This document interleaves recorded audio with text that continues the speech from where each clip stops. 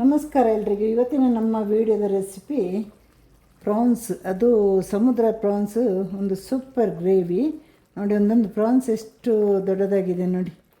ಇದು tiger France ಅಂತ ಅಂತೇವೆ ನಾವು ಇದಕ್ಕೆ. ಟೈಗರ್ ಪ್ರಾನ್ಸ್ ಸಿಗೋದು ಸಮುದ್ರದಲ್ಲಿ ಮಾತ್ರ. ಹಾಗೆ ಇವತ್ತು ನಮ್ಮ ಟೈಗರ್ ಪ್ರಾನ್ಸಿನ ಗ್ರೇವಿನ ಸುಲಭ ರೀತಿಯಲ್ಲಿ ಹೇಗೆ ಮಾಡೋದು ಮತ್ತು ಟೇಸ್ಟಿಯಾಗಿ ಹೇಗೆ ಮಾಡೋದು, ಮನೆಯ ಮಸಾಲೆಯನ್ನೇ ಉಪಯೋಗಿಸ್ಕೊಂಡು ಕ್ವಿಕ್ಕಾಗಿ ಹೇಗೆ ಮಾಡೋದು ಅಂತೆಲ್ಲ ನಿಮಗೆ ನಾನು ಹೇಳ್ಕೊಡ್ತೇನೆ. ಇದು ಚಪಾತಿ, ದೋಸೆ, ನೀರು ದೋಸೆ, ಉದ್ದಿನ ದೋಸೆ, ಕಡುಬು ಎಲ್ಲದಕ್ಕೂ ಕೂಡ ಒಂದು ಸೂಪರಾಗಿರುವ ಗ್ರೇವಿ. ಅನ್ನ ಜೊತೆ ರಸಮ್ ಜೊತೆಗೆ ಈ ಗ್ರೇವಿ ಅಂತ ಹೇಳೋದೇ ಬೇಡ ಅದರ ಬಗ್ಗೆ. ಹಾಗೆ ನಿಮಗೆ ನಾನು ಸುಲಭವಾಗಿ ಮಾಡೋ ವಿಧಾನವನ್ನು ಕೂಡ ಹೇಳ್ಕೊಡ್ತೇನೆ. ಹಾಗೆ ನಾವು ನೋಡಿಕೊಂಡು ಬರುವ ಈಗ ಹೇಗೆ ಮಾಡೋದು ಅಂತ. ನೋಡಿ ಹೇಗಿದೆ ನಮ್ಮದು ಟೈಗರ್ ಸಿಗಡಿಯ ಗ್ರೇವಿ. ನೋಡಿ ಸೂಪರಾಗಿ ಬಂದಿದೆ ಅಲ್ಲ ನೋಡಿ. ಎಲ್ಲ ಹೋಮ್ ಮೇಡ್ ಮಸಾಲೆ ಇರೋದು ಇದರಲ್ಲಿ, ಇನ್ನು ಯಾವುದು ಸ್ಪೆಷಲ್ ಮಸಾಲೆ ಇಲ್ಲ. ಗರಂ ಮಸಾಲ ಪುಡಿ ಒಂದು ಮಾತ್ರ ಪ್ಯಾಕೆಟ್ ಯೂಸ್ ಮಾಡಿದ್ದೀನಿ. ಇದರಲ್ಲಿ ಸಾಮಾನ್ಯ ಈಗ 1.25 kg ಟೈಗರ್ ಸಿಗಡಿದೆ. ಈಗ ಕ್ಲೀನ್ ಮಾಡಿದಾಗ ಮತ್ತು ತಲೆ ಅದರ ಸಿಪ್ಪೆಲ್ಲ ಹೋದಾಗ ನಮಗೆ ಬಹಳ ಕಮ್ಮಿ ಸಿಗೋದಲ್ವ. ಈಗ ಮೊದಲು ಇದನ್ನು ಕ್ಲೀನ್ ಮಾಡಲಿಕ್ಕೆ ರೆಡಿ ಮಾಡೋಣ. ಈಗ ನಾವು ಸಿಗಡಿಯ ಕೆಲಸಕ್ಕೆ ಶುರು ಮಾಡೋಣ. ಮೊದಲಿಗೆ ಕಟ್ಟಿಂಗ್ ಸ್ಟಾರ್ಟ್ ಮಾಡೋಣ. ಇದು ಕ್ಲೀನ್ ಮಾಡಿದಾಗ ನಮಗೆ 1 kg ಅಥವಾ 100 ಅಷ್ಟೇ ಸಿಗೋದು. ಮೊದಲು ಇದನ್ನು ನಾವು ಹೇಗೆ ಕ್ಲೀನ್ ಮಾಡೋದು ಅಂತ ನೋಡಿ ಬರುವ. ನೋಡಿ ಒಂದೊಂದು ಪ್ರಾನ್ಸ್ ನೋಡಿ, ಇದು ಸಮುದ್ರದ ಪ್ರಾನ್ಸ್. ಇದನ್ನು ಇವಾಗ ತಲೆ ಬೇರೆ ಬಾಡಿ ಬೇರೆ ಮಾಡಿ ಇದನ್ನು ಕ್ಲೀನ್ ಮಾಡಬೇಕು. ಈಗ ಈ ಕತ್ತಿ ಶಾರ್ಪದು, ಈ ಕತ್ರಿ, ಇದೆರಡನ್ನು ಇಟ್ಕೊಂಡು ನಾವು ಇದನ್ನು ಕ್ಲೀನ್ ಮಾಡುವ.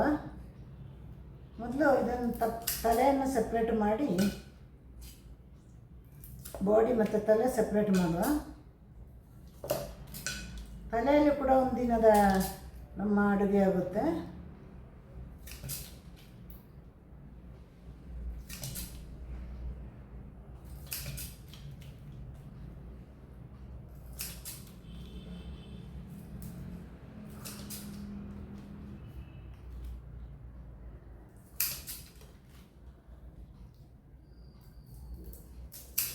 ನಾವು ಅಂಗಡಿಯಲ್ಲಿ ಕಟ್ ಮಾಡಿದಾಗ ತಲೆಯನ್ನು ಬಿಸಾಕ್ತಾರೆ ಅವರು.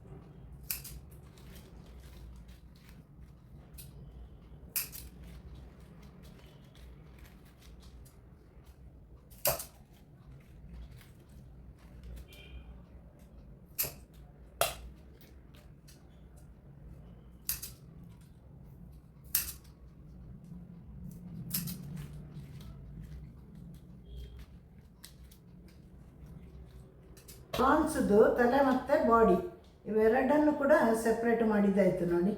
ಇನ್ನು ಇದರ ಸಿಪ್ಪೆ ತೆಗೆದು ಬೆನ್ನ ಭಾಗ ಎಲ್ಲ ಕ್ಲೀನ್ ಮಾಡಬೇಕು. ಈಗ ನೋಡಿ 1.5 kg ಪ್ರಾನ್ಸಲ್ಲಿ ನಮಗೆ ಇಷ್ಟು ಸಿಕ್ಕಿದೆ. ಇನ್ನು ಇದರ ಸಿಪ್ಪೆ ಬೇರೆ ಹೋಗುತ್ತೆ. ಈಗ ಪಟ ಅಂತ ಬೇಗನೆ ಇದರ ಸ್ಕಿನ್ನನ್ನೆಲ್ಲ ತೆಗಿಯೋ ನಾವು. ಸ್ಕಿನ್ ತೆಗೆದ ನಂತರ ಮತ್ತೆ ಕೆಲಸ ಇದೆ ನಮಗೆ. ಅದರ ಬ್ಯಾಕಿಗೆ ಒಂದು ಲೈನ್ ಹಾಕಿ ಅದರ ಗಲೀಜನ್ನೆಲ್ಲ ತೆಗಿಬೇಕು. ಈ ಸ್ಕಿನ್ನನ್ನು ತೆಗಿಯೋದೇ ಒಂದು ರೀತಿಯ ಖುಷಿ ನೋಡಿ. ಪಟ ಅಂತ ಅದು ಬೇಗನೆ ಬರುತ್ತೆ. ದೊಡ್ಡ ಸಿಗಡಿ ಅಂದರೆ ನಮಗೆ ಬಹಳ ಈಸಿ ಆಗುತ್ತೆ. ಚಿಕ್ಕ ಸಿಗಡಿ ಅಂದರೆ ಸ್ವಲ್ಪ ಕಷ್ಟ ಆಗುತ್ತೆ. ತೀರಾ ಚಿಕ್ಕ ಸಿಗಡಿ ಅಂದರೆ ಸಿಪ್ಪೆ ತೆಗಿಯೋದೆ ಬಸಳೆ ಸಾರು ಮಾಡಿದರೂ ಕೂಡ ಚೆನ್ನಾಗಿರುತ್ತೆ. ಇವಾಗ ನೋಡಿ ಎಲ್ಲ ಸ್ಕಿನ್ನೆಲ್ಲ ತೆಗೆದಾಯಿತು. ಹಾಗೆ ಮತ್ತೆ ಅದರಲ್ಲಿ ಹುಡುಕಿದರೆ ಒಂದೆರಡಲ್ಲಿ ಇಲ್ಲಿ ಬಾಕಿ ಆಗಿರುತ್ತಲ್ವ, ಹಾಗಾಗಿ ಹುಡುಕೋದು. ಈಗ ಅದರ ಬ್ಯಾಕೆಲ್ಲ ನೋಡಿ ಈ ರೀತಿ ಸರಿಯಾಗಿ ಕ್ಲೀನ್ ಮಾಡಬೇಕು. ಬ್ಯಾಕಲ್ಲಿ ಆ ಗಲೀಜು ತುಂಬ ಡೇಂಜರ್ ಅದು, ಯಾಕಂದರೆ ಹೊಟ್ಟೆ ನೋವು ಬರುತ್ತೆ. ಹಾಗಾಗಿ ಅದನ್ನು ನೀಟಾಗಿ ಕ್ಲೀನ್ ಮಾಡಬೇಕು. ನಾನು ತೋರಿಸ್ಕೊಟ್ಟಿದ್ದೀನಿ ನೋಡಿ. ಅದಕ್ಕೆ ಮನೆಯಲ್ಲಿ ಒಂದು ಶಾರ್ಪ್ ಇರುವ ಕತ್ತಿನ ಮಾತ್ರ ಇಡಬೇಕು ನೀವು, ಇಲ್ಲಾಂದರೆ ಅದು ಓಪನ್ ಆಗೋದು ಕಷ್ಟ ಆಗುತ್ತೆ.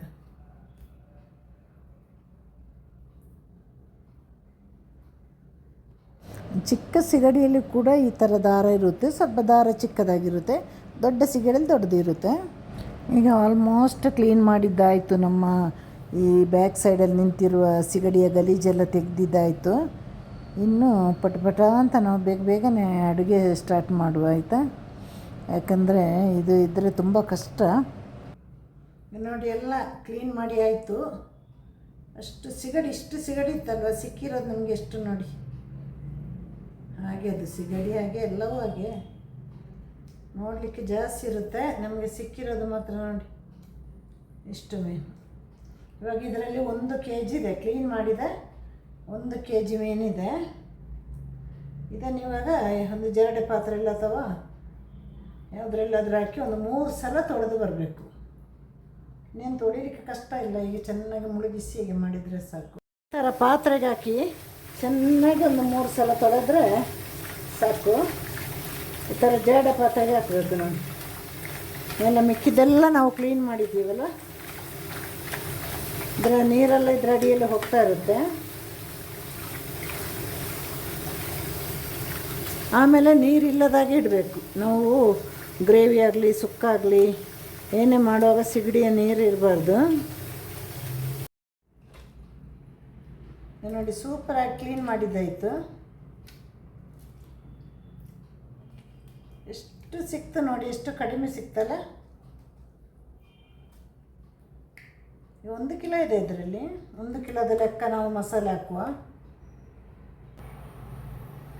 ಇಲ್ಲಿ ಇವಾಗ ನಾನು ತಗೊಂಡಿದ್ದು ಚಿಕ್ಕ 3 ಟೊಮೆಟೊ, ಹಾಗೆ ಒಂದು 6 ಹಸಿಮೆಣಸಿನಕಾಯಿ, ದೊಡ್ಡ 1.5 ಈರುಳ್ಳಿ, ಸ್ವಲ್ಪ ಶುಂಠಿ, ಒಂದು ಇಡೀ ಬೆಳ್ಳುಳ್ಳಿಯ ಅರ್ಧ ಭಾಗ, ಒಂದು ಗಡ್ಡೆ ಬೆಳ್ಳುಳ್ಳಿ ಇದೆ ಅಲ್ವಾ ಅದರ ಅರ್ಧ ಭಾಗ. ಇದನ್ನು ಇವಾಗ ಫ್ರೈ ಮಾಡುವ.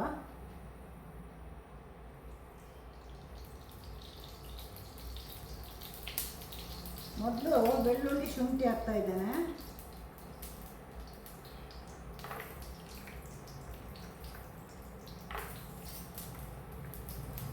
ಬೆಳ್ಳುಳ್ಳಿ ಶುಂಠಿ ಫ್ರೈ ಆಗಲಿ.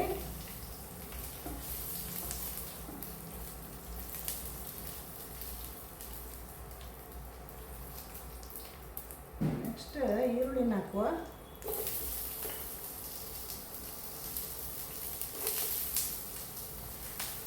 ಇದು ಗ್ರೇವಿಗೆ, ನಮ್ಮ ಸಿಗಡಿ ಗ್ರೇವಿಗೆ ಅಥವಾ ಪ್ರಾನ್ಸ್ ಗ್ರೇವಿಗೆ. ಹಾಗೆ ಈಗ ಹಸಿಮೆಣಸಿನಕಾಯಿನ ಹಾಕ್ತಾ ಇದ್ದೇನೆ. ಕೊನೆಯಲ್ಲಿ ಟೊಮೆಟೊ ಹಾಕುವ.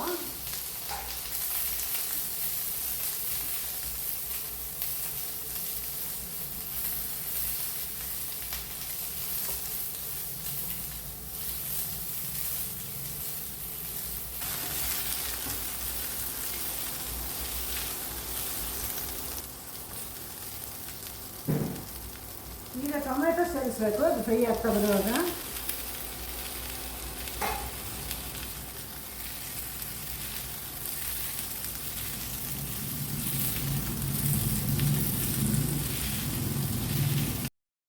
ಈ ಬಿಸಿ ಎಲ್ಲ ಆರಬೇಕು, ಅಲ್ಲಿ ತನಕ ಇದನ್ನು ಹೀಗೆ ಇಡಬೇಕು. ಪೂರ್ತಿ ತಣಿದ ಮೇಲೆ ಮತ್ತೆ ಮಿಕ್ಸಿ ಜಾರಿಗೆ ಹಾಕಿದರೆ ಸಾಕು. ಅಲ್ಲಿವರೆಗೆ ಮಿಕ್ಸಿ ಜಾರಿಗೆ ಹಾಕಬೇಡಿ.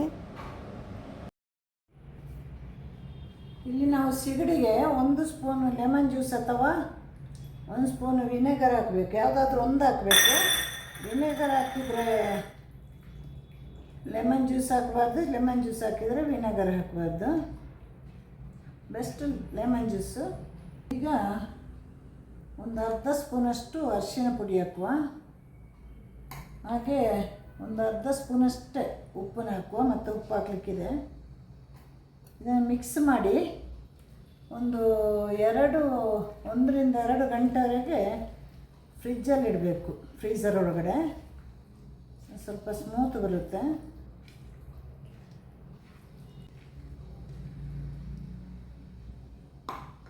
ಈಗ ಇದನ್ನು ಫ್ರೀಝರ್ ಒಳಗಡೆ ಇಟ್ಟು ಬರುವ. ಸಾಮಾನ್ಯವಾಗಿ 1 ಅಥವಾ 1.5-2 ಗಂಟೆ ತನಕ ಫ್ರೀಝರಲ್ಲಿ ಇಡ್ಬೋದು. ಇದನ್ನು ನಿಮಗೆ ಸ್ಮೂತ್ ಬರುತ್ತೆ, ಹಾರ್ಡಾಗಿ ಬರಲ್ಲ. ಸ್ಮೂತ್ ಬೇಡ ಅಂದರೆ ಫ್ರಿಜ್ಜಲ್ಲಿ ಇಡೋದು ಬೇಡ. ನಾನೀಗ 1 ಗಂಟೆ 40 ನಿಮಿಷ ಇದನ್ನು ಫ್ರೀಝರಲ್ಲಿಟ್ಟೆ. ನೋಡಿ, ಒಂದಕ್ಕೊಂದು ಸ್ವಲ್ಪ ಈ ಥರ ಅಂಟಿರಬೇಕು. ಅಷ್ಟೊತ್ತಿಗೆ ನನ್ನ ಮಸಾಲೆ ಕೆಲಸ ಎಲ್ಲ ಆಯಿತು. ಬಾಕಿ ಇರೋ ಎಲ್ಲ ಕೆಲಸಗಳನ್ನು ನಾವು ಮಾಡ್ಬೋದು.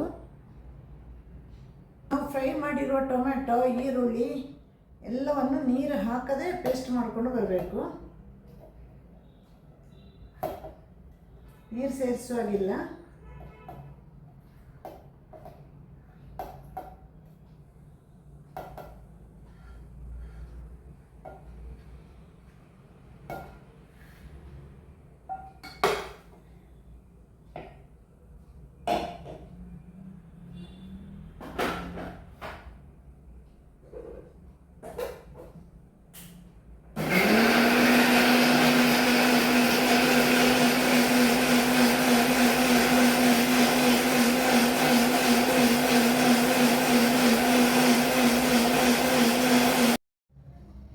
ನೋಡಿ, ನೀರು ಹಾಕದೆ ಪೇಸ್ಟ್ನ ರೆಡಿ ಮಾಡ್ಕೊಂಡು ಬಂದಿದ್ದೇನೆ.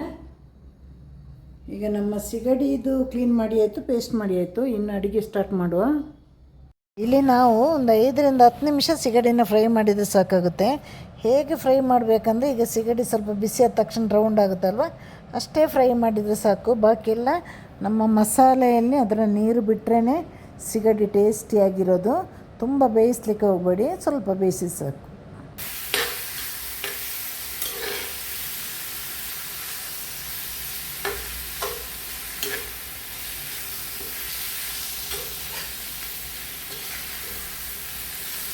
ಈ ಥರ ಆದರೆ ಸಾಕು. ರೌಂಡ್ ರೌಂಡ್ ರೌಂಡ್ ಬರಬೇಕು ಸಿಗಡಿ.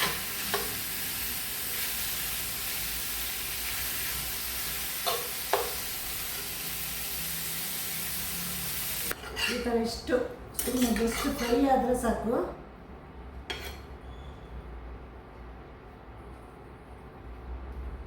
ಇನ್ನು ಬಿಸಿಯೆಲ್ಲ ಆರಲಿ ಇದು ಸ್ವಲ್ಪ.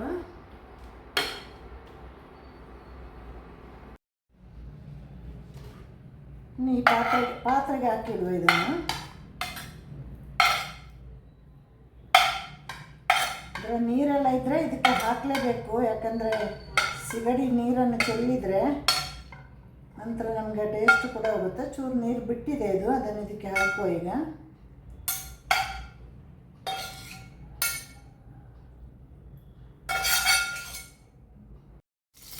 ಇಲ್ಲಿ ನಾನು 1.5 ಸ್ಪೂನಷ್ಟು ಎಣ್ಣೆ ಹಾಕ್ತಾ ಇದ್ದೇನೆ. ಎಣ್ಣೆ ಬಿಸಿಯಾದ ತಕ್ಷಣ ಈ ಮಸಾಲೆಯನ್ನು ಹಾಕಬೇಕು. ನಾವು ರುಬ್ಬಿಟ್ಟ ಮಸಾಲೆಯನ್ನು ಹಾಕಿ ಚೆನ್ನಾಗಿ ಫ್ರೈ ಮಾಡಬೇಕು. ಮಸಾಲೆಯನ್ನು ಹೈ ಫ್ಲೇಮಲ್ಲಿಟ್ಟು ಫ್ರೈ ಮಾಡಿ. ಇನ್ನೊಂದು ಕಾಲು ಅಥವಾ ಒಂದು ಅರ್ಧ ಸ್ಪೂನಷ್ಟು ಜೀರಿಗೆ ಪುಡಿ ಹಾಕಿ.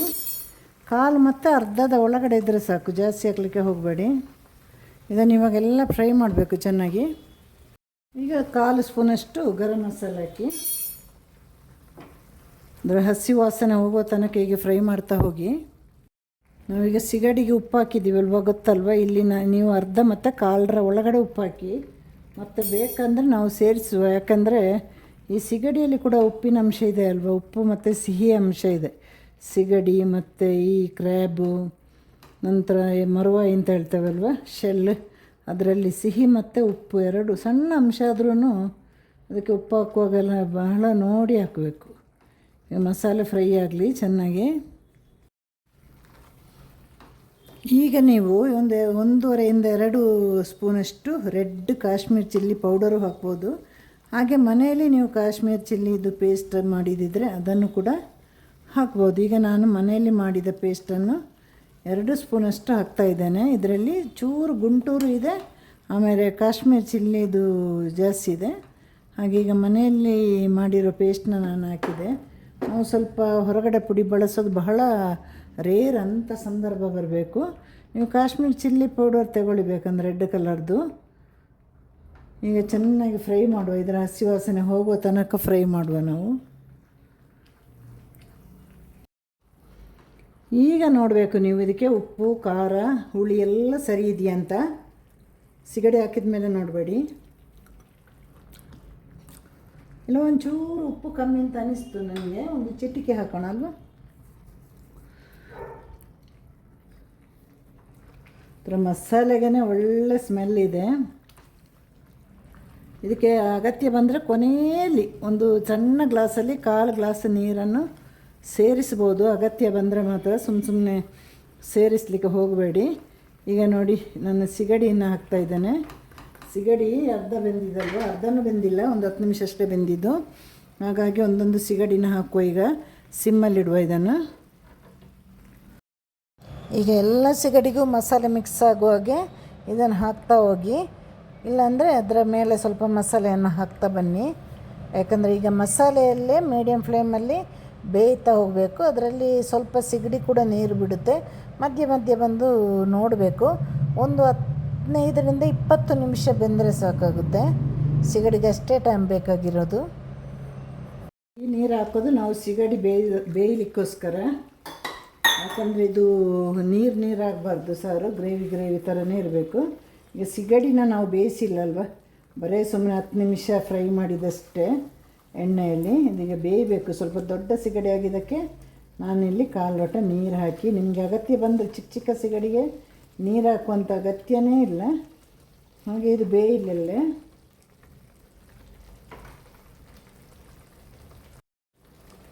ಈಗ ಮುಚ್ಚಿಟ್ಟು ಬೇಯಿಸೋಣ. ಇದನ್ನು ಫ್ಲೇಮನ್ನು ಚಿಕ್ಕದು ಮಾಡಬೇಕು ಅಥವಾ ಮಧ್ಯಮವಾಗಿಡಬೇಕು, ಮೀಡಿಯಮ್ ಫ್ಲೇಮಲ್ಲಿ.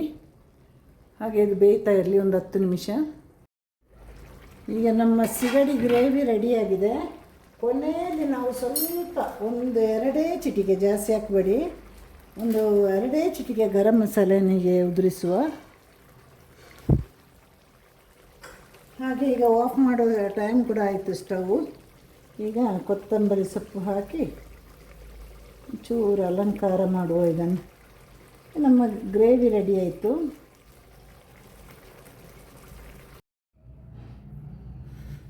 ನೋಡಿ ಹೇಗಿದೆ ನಮ್ಮ ಟೈಗರ್ ಸಿಗಡಿಯ ಗ್ರೇವಿ. ನೋಡಿ, ಟೈಗರ್ ಫ್ರಾನ್ಸ್ ಅಂತ ಹೆಸರು. ಇದು ಟೈಗರ್ ಥರ ಒಂದು ಲೈನ್ ಇರುತ್ತಲ್ಲ ಇದಕ್ಕೆ. ಹಾಗೆ